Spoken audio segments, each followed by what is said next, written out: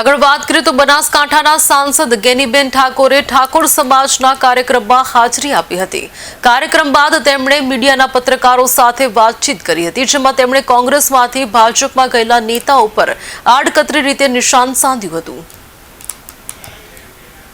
Agenda શું હતો, કયા કારણોસર આ પ્રોગ્રામ થયો છે?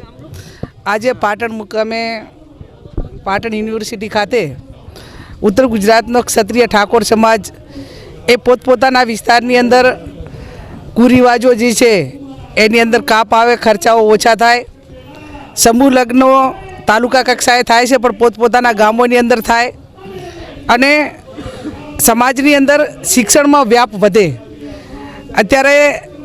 મોટા પ્રમાણમાં જે દીકરીઓને ભણવા માટેની જે મુશ્કેલી પડતી હોય તો એ અપડાઉન કરતી દીકરીઓને પડે છે, ક્રાઇમ બને અને કોઈ એક ઘટના બને તો એની અસર બીજી ઘણી બધી દીકરીઓ પર પડતી હોય છે અને માતા પિતા એ ગમે એટલી દીકરી ભણવામાં હોશિયાર હોવા છતાં પણ એને ભણવા માટેની તક મળતી નથી, વ્યવસ્થાઓ ન હોવાના કારણે। તો તાલુકા કક્ષાએ અને જ્યાં જિલ્લાના મથક છે ત્યાં કન્યા હોસ્ટેલોનું નિર્માણ થાય અને રાજકીય હોય, આર્થિક હોય, સામાજિક હોય કે શૈક્ષણિક રીતે સરકારમાં વસ્તીના ધોરણે જે આપણને લાભ મળવો જોઈએ, ભાગ મળવો જોઈએ SC ST OBC ને, એ ક્યાંક ને ક્યાંક વસ્તીના ધોરણે નથી મળતો। તો એની માગણી એ સરકાર પાસે કઈ રીતે કરવી, આવી વિવિધ મુદ્દાઓ સાથે આજે ઉત્તર ગુજરાતના ઠાકોર સમાજ, ક્ષત્રિય સમાજ એ એકઠો થયો। વ્યસન મુક્તિમાંથી બહાર નીકળે, જે કંઈ નાના મોટા વ્યસનો હોય, એક વર્ગ એવો છે કે જે માત્ર વ્યસન મુક્તિનું કામ કરે, બીજો વર્ગ એ શિક્ષણ માટેનું કામ કરે, ત્રીજો વર્ગ સંઘર્ષ કરીને સરકાર પાસે કઈ રીતે માગણીઓ કરીને જે માગણીઓ છે એ માગણીઓ સરકાર કઈ રીતે સ્વીકારે, આવી અલગ અલગ બાબતો માટે કરીને આજે ઉત્તર ગુજરાતનો ક્ષત્રિય ઠાકોર સમાજ આ પાટણ મુકામે જે વર્તમાન જે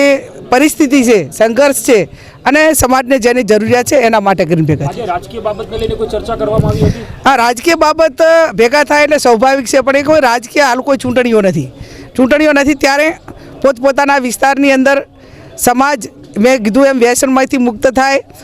નાના મોટા અને બીજા સમાજો જે કાયમી ઠાકોર સમાજને મદદ કરી છે, ક્યાંક એમને પ્રોટેક્શનની જરૂર હોય, ક્યાંક એમને કોઈ પણ પ્રકારની જરૂર હોય તો જ્યાં પોતાની વસ્તી છે ત્યાં એ બીજા નાના સમાજોને સાચવવાનું કામ પણ આ સમાજ કરે એ પ્રમાણેની વાત કરવામાં ખાસ કરીને અત્યારના જે કાર્યક્રમ હતો ઉત્તર ગુજરાતના ઠાકોર સમાજનો હતો, કોઈ પણ ભાજપનો અંદર નેતા દેખવા ના મળ્યો અને ક્યાંક ને ક્યાંક જે પૂર્વ ભાજપના નેતા હતા તે અત્યારે કોંગ્રેસના નેતા ભાજપમાં જોડાઈ ગયા, તેમની પ્રત્યે પણ નારાજગી દેખવા મળી હતી। તો શું આ ઉત્તર ગુજરાતનો કાર્યક્રમ હતો કે કોંગ્રેસનો કાર્યક્રમ હતો? ના, હું માનું છું ત્યાં સુધી આમાં શું સમાજના વિવિધ સંગઠનો વિવિધ રીતે કામ કરતા હોય છે। અત્યારે ધારો કે આ 42 ગોળ પાટણ છે તો એ કન્યા હોસ્ટેલનું કામ કરે છે અને અહીં પાટણ